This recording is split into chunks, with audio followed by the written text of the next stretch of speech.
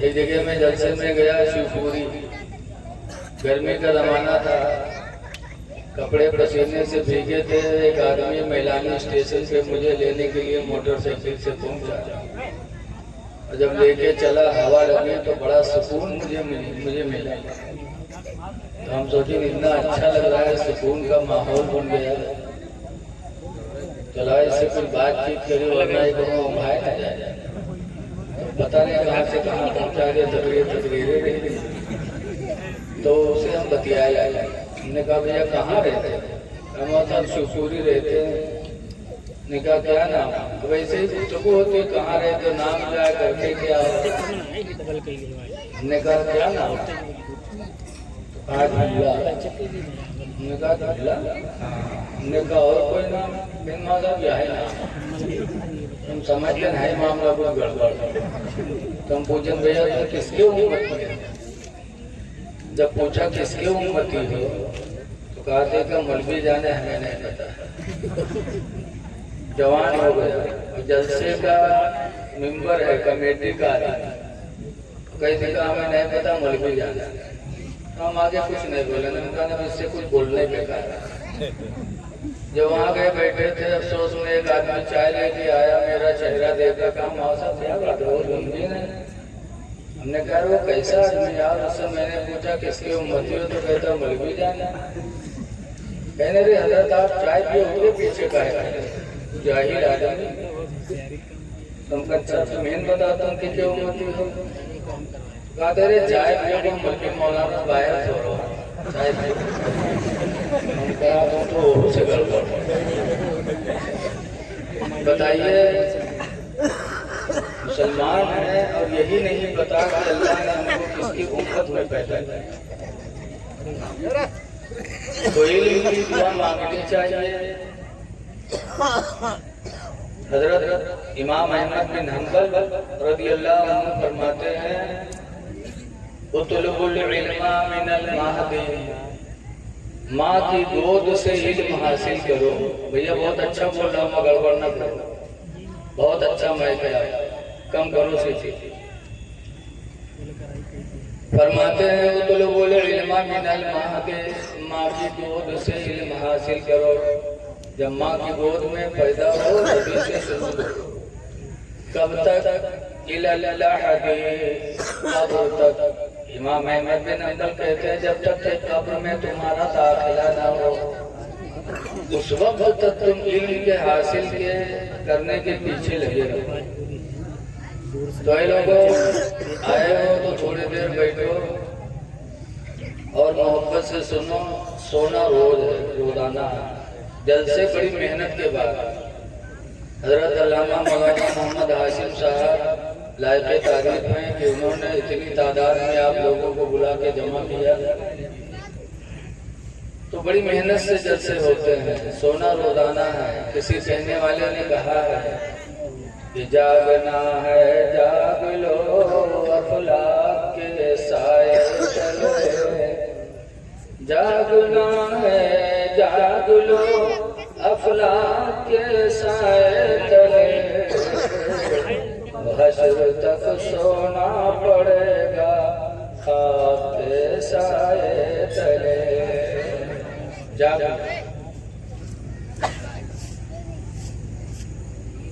جو آیت میں نے پڑھی ہے ہمیں بڑی خوشی حاصل ہوئی ابھی جب ہمارے ناظم صاحب قبلہ نے اعلان کیا کہ یہاں کے جناب پردھان حریث صاحب انہوں نے نعت نبی پڑھنے والوں کو انعام دیا۔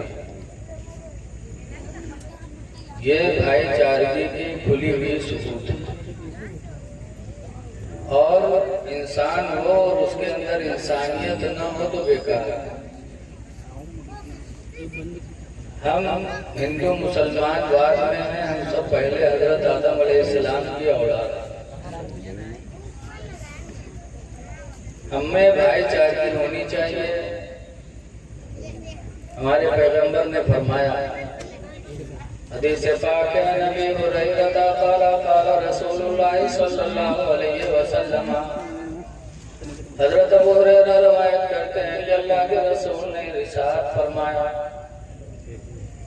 لا تناسوا ولا تباغضوا، اے لوگوں ایک دوسرے سے جلو نہ، ولا تباغضوا، اور ایک دوسرے سے بغض نہ رکھو، وَكُونُوا عِبَادَ اللَّهِ إِخْوَانًا، اور اے اللہ کے بندو آپس میں بھائی بھائی بن جاؤ۔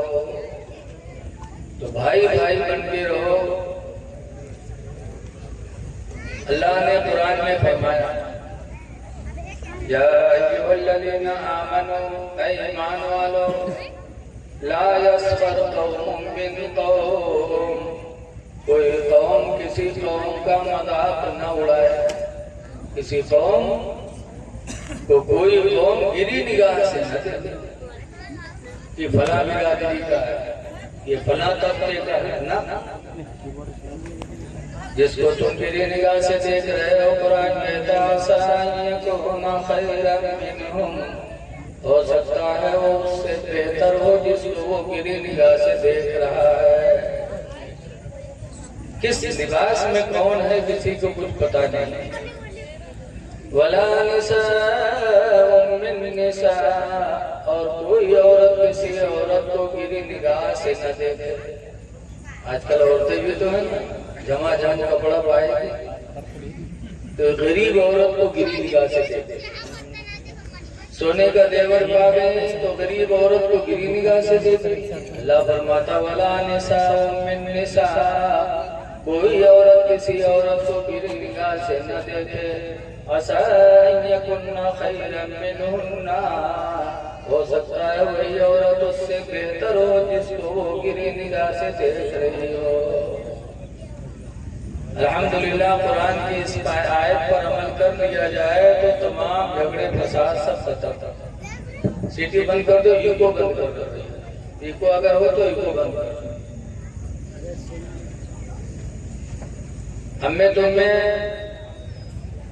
سکون چاہیے، جب ہمیں سکون نہیں ہوگا تو ہم روزی بھی صحیح نہیں کما سکتے، عبادت بھی صحیح نہیں کر سکتے۔ سکون ضروری ہے، اور سکون کے لیے ضروری ہے کہ ہم آپس میں ایک دوسرے کے ساتھ اچھا سلوک کریں۔ نبی رحمت صلی اللہ تعالی علیہ وسلم کی زندگی ہمارے آپ کے لیے نمونے عمل ہے۔ آج ہماری مسجدیں سونی پڑی ہیں، آج ہمارے مدرسے سونے پڑے ہیں، اور ہم سینہ تان کے کہتے ہیں کہ ہم مسلمان ہیں۔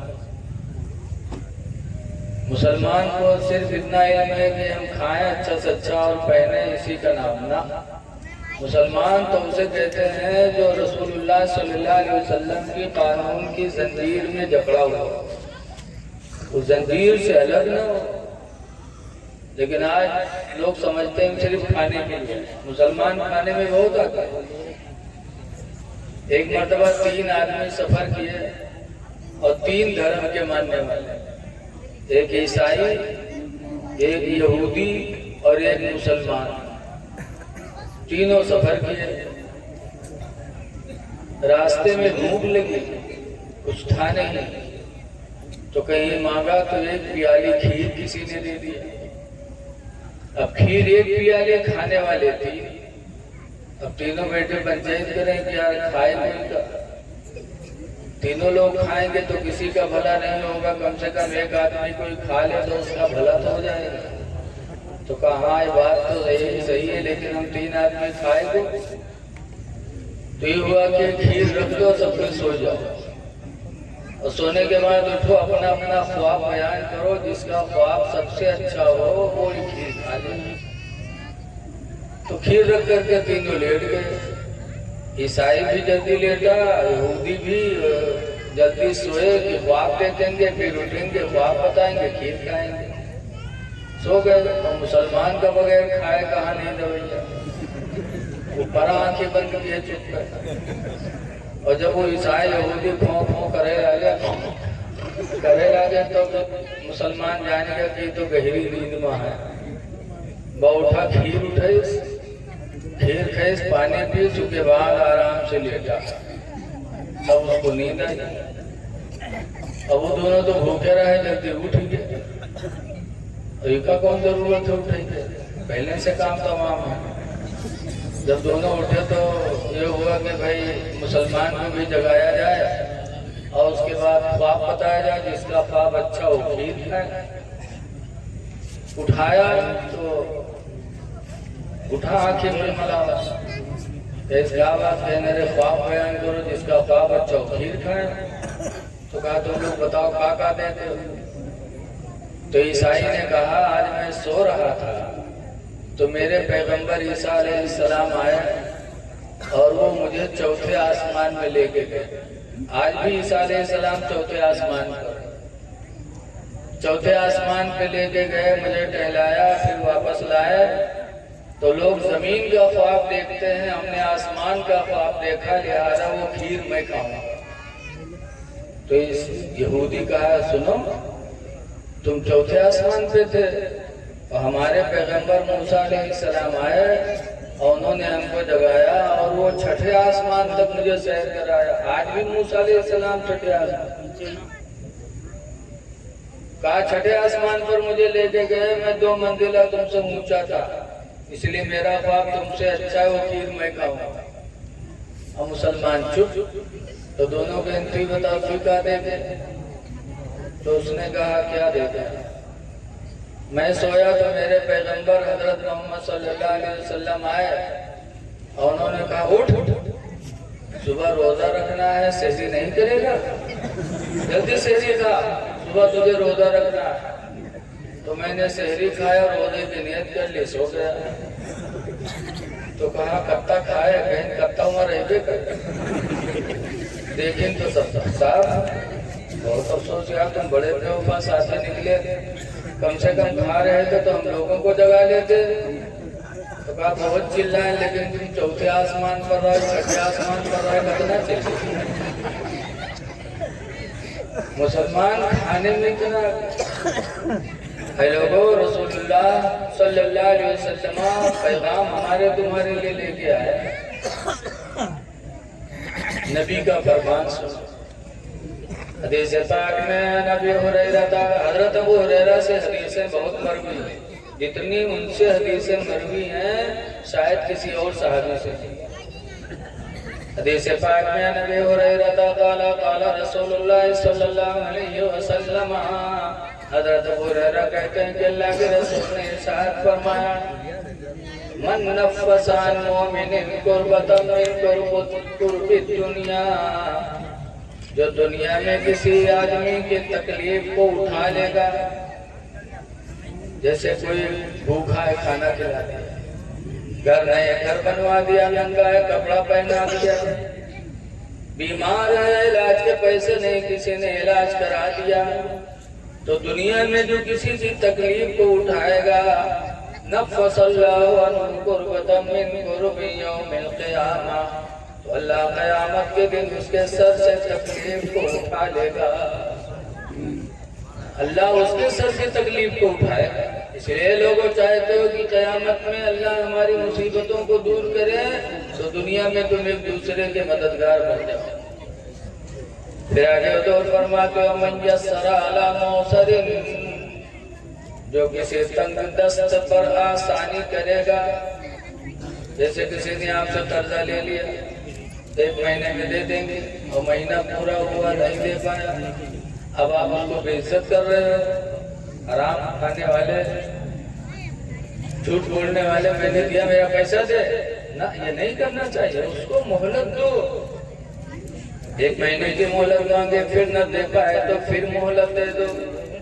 حضور فرماتے ہیں ایسے ہی مزدور ہے، آج آدمی مزدور لگاتا تو پیچھے پیچھے لگا رہتا کہ بیٹھے نہ پاؤ، تو مزدور وہی میرا کام کرتا، کرا تھا لیکن کموت ہو رہی ہو تو لاگ رہا تھا، نہیں، اس کو مہلت دو، اس کے پیچھے نہ لگو۔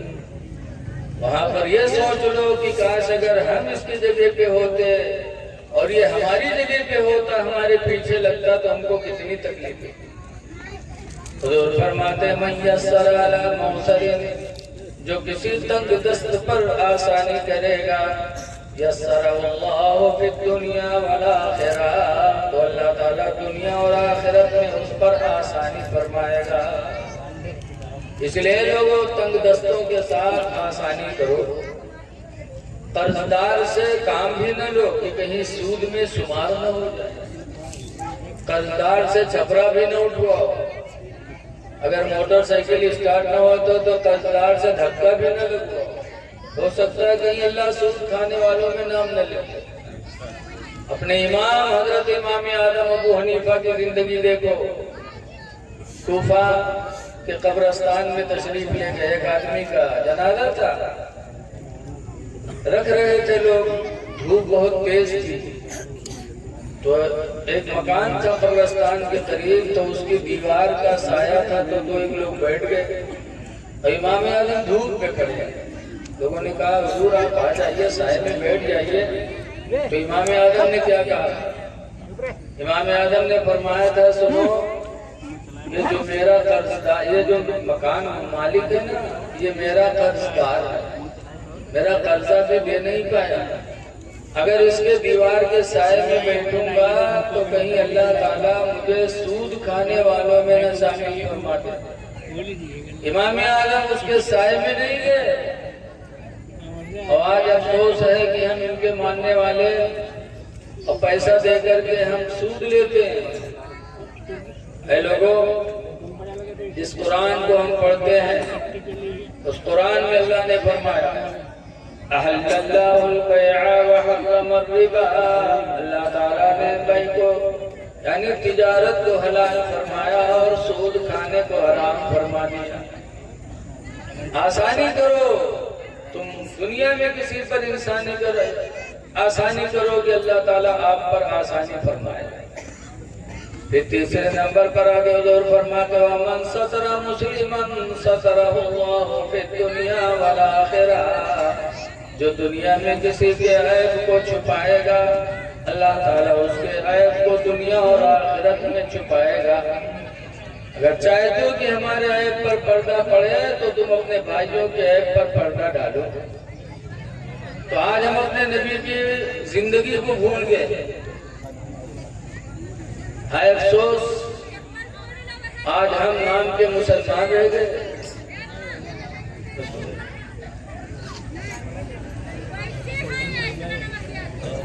اپنے اندر نبی کی محبت پیدا کرتا، محبت نبی بہت بڑی دولت ہے، لیکن چلا کے نہیں صرف چلا دو بلکہ عمل کی جامہ پہنا۔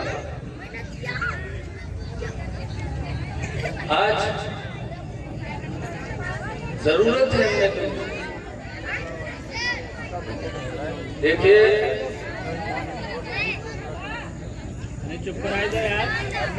پیغمبر اسلام صلی اللہ علیہ وسلم آئے ہم کو آپ کو راہ حق بتانے کے لیے۔ جب نبی کریم صلی اللہ علیہ وسلم تشریف لائے،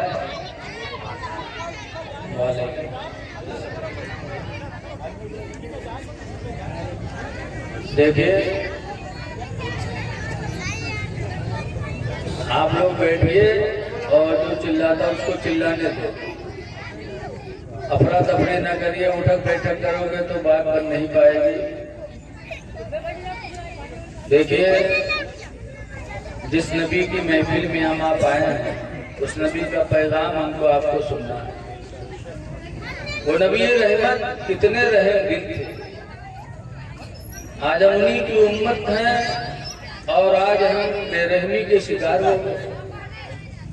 حضور صلی اللہ علیہ وسلم فرماتے لا یرحم اللہ، اللہ اس پر رحم نہیں فرمائے گا من لا یرحم الناس، جو انسانوں پر رحم نہیں کرے گا۔ اگر اللہ کی رحمت چاہتے ہو تو رحم کرو، اسی لیے حضور کی ایک حدیث سے حضور فرماتے من لم یرحم صغیرنا، جو اپنے سے کمزور پہ رحم نہ کرے، اپنے سے چھوٹے پہ جو رحم نہیں کرے، وَلَمْ يُوَقِّرْ كَبِيرَنَا، اور اپنے سے بڑے کی عزت نہ کرے، فَلَيْسَ مِنَّا، تو اس کا تعلق ہم سے نہیں ہے۔ سرکار فرماتے اس کا ہمارا کوئی رشتہ نہیں ہے جو اپنے چھوٹے پہ رحم نہ کرے۔ اور اپنے بڑے کی عزت نہ کرے. اس لیے اگر نبی سے رشتہ چاہتے ہو تو اپنے سے کمزوروں پہ رحم کرو، اپنے بھائی پہ رحم کرو، اپنے پڑوسی پہ رحم کرو. اور رحم کرنے کے لیے یہ نہ دیکھو کہ یہ ہندو ہے کہ مسلمان ہے، بلکہ اللہ کا بندہ سمجھ کے رحم کرو کہ اللہ تعالیٰ آپ پر رحم فرمائے،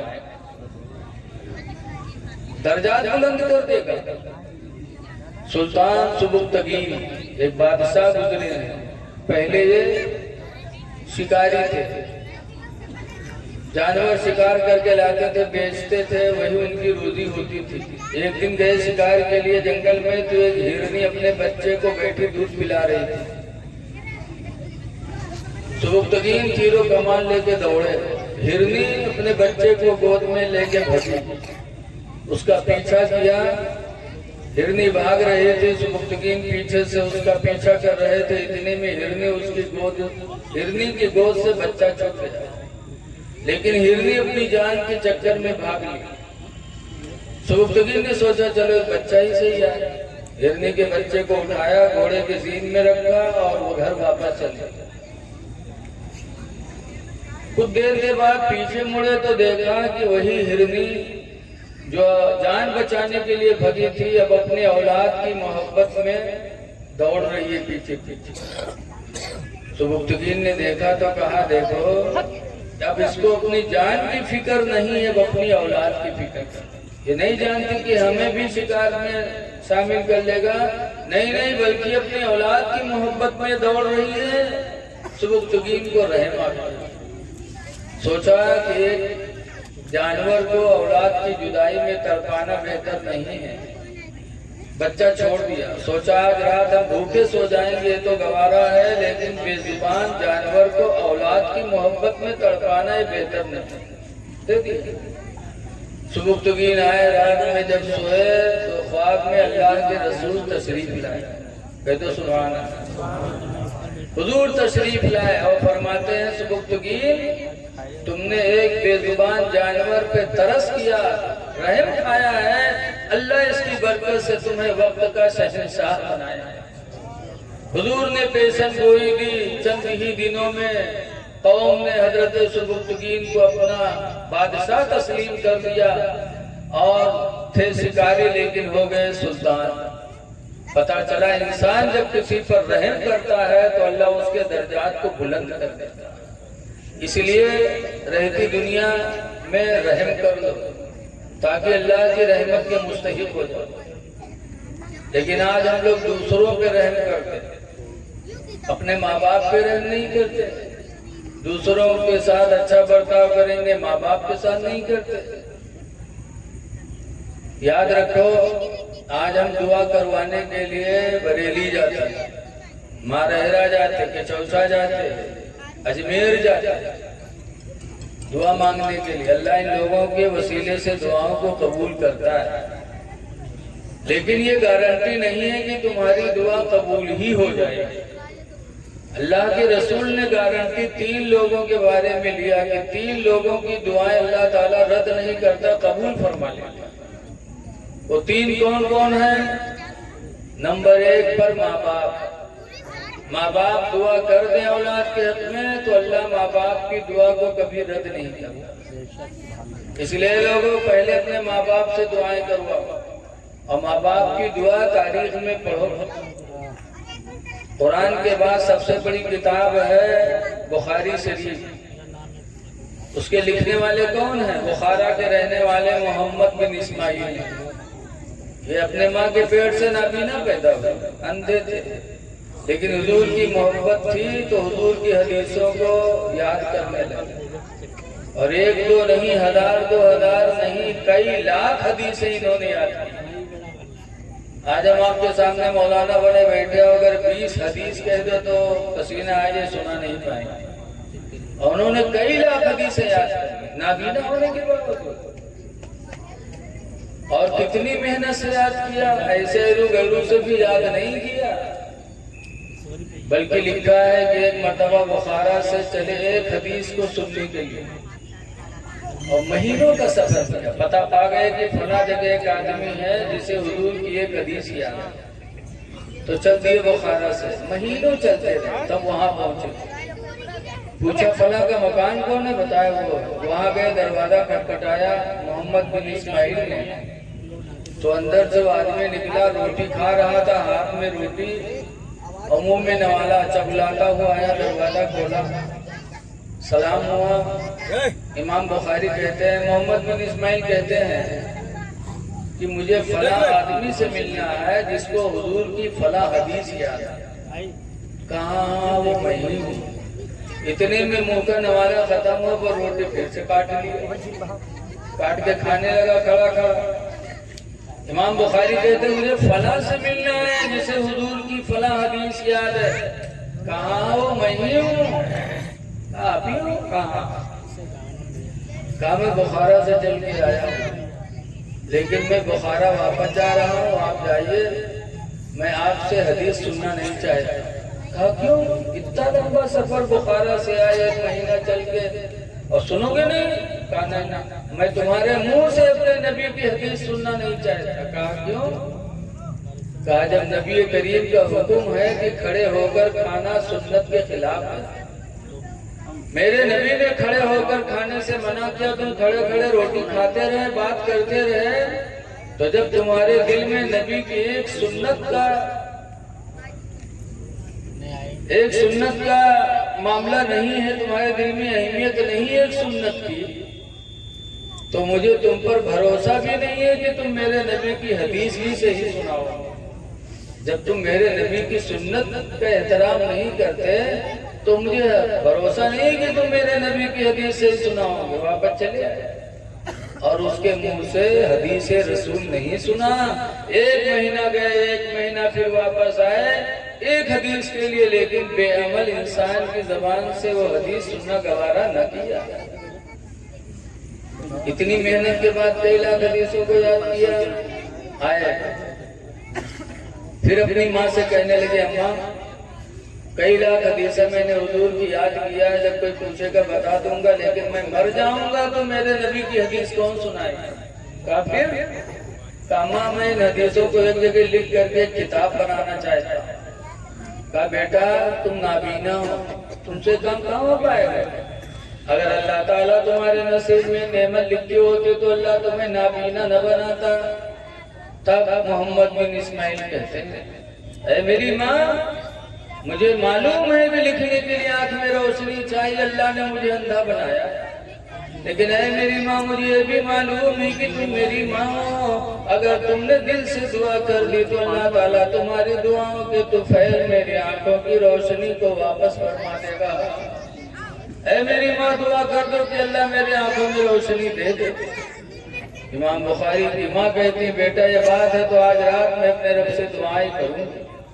رات ہوئی، ساری دنیا سو رہی ہے، محمد بن اسماعیل کی ماں اٹھی، وضو بنایا، 2 رکعت نماز پڑھی، اور نماز پڑھنے کے بعد دعا مانگی، یا اللہ تو خوب جانتا ہے کہ میرا بیٹا محمد بن اسماعیل تیرے نبی کی حدیثوں کا حافظ ہے، تیرے نبی کی حدیث کی کتاب لکھنا چاہتا، آنکھوں میں روشنی نہیں ہے، اللہ میرے ہاتھوں کی لاج رکھ لے اور میرے بیٹے کی آنکھوں میں روشنی واپس فرما دے۔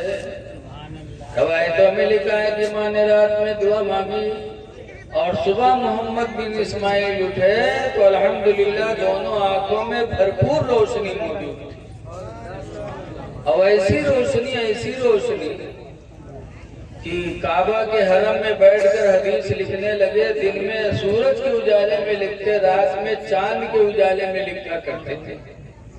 آج وہ کتاب ہمیں تم میں پڑھائی جاتی ہے،